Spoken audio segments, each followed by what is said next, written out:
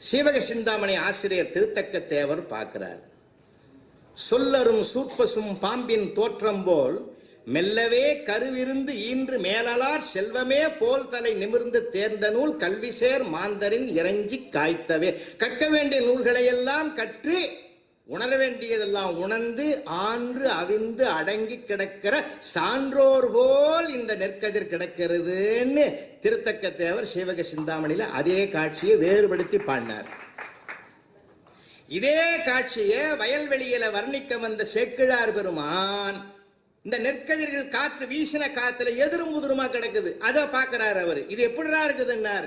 ஒரு அடியார் இன்னொரு அடியார பிரஸ்டேஜ் பார்க்காம ஏக காலத்துல உழுந்து ஒருத்தங்கால ஒருத்தன் உழுந்து வணங்குற மாதிரி இருக்குதுன்னு அடியாரை பார்த்த வந்தவர் நெல்ல அடியாரையாவ பார்த்துட்டார்.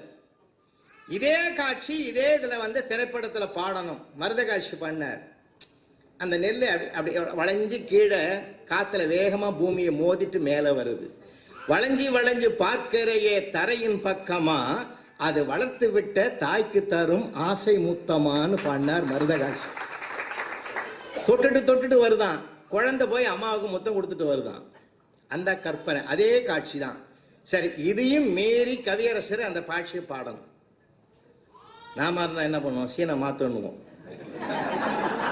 அதான சொல்லுவோம். இத்தனை பேர் இவ்வளவு தூரம் பாடிட்டு பிற்பாடு அதில் போய் மறுபடியும் பாட சொல்றேன். இன்னொரு பாண்டத்தை நம்ம பாடலாமா? நம்ம காப்பாத்திக்கிறதுக்கு அது அப்படிதான் நம்ம வாதம் பண்ணுவோம். ஆனா கவியரசர் சொன்னார், என்ன அழகா பாண்டாருங்க. பச்சை கதிர் பச்சையா இருக்குது இல்லையா, கீழே பச்சை வண்ண சேலை கட்டி முத்தம் சிந்தும் நெல்லம்மா. பச்சை வண்ண சேலை கட்டி முத்தம் சிந்தும் நெல்லம்மா பருவம் கொண்ட பெண்ணை போலே நாணம் கொண்டது ஏனம்மா. அது அப்படி நிக்கிறான் கதிரு. பருவம் கொண்ட பெண்ணை போல நாணம் கொண்டது என்னம்மா. அண்ணன் தம்பி நால்வருண்டு என்ன வேணும் கேளம்மா. யார் உழைச்சவன், அப்பா புள்ள எல்லாம். அண்ணன் தம்பி நால்வருண்டு என்ன வேணும் கேளம்மா, அறுவடை நாளே உனக்கு திருமண நாளம்மா.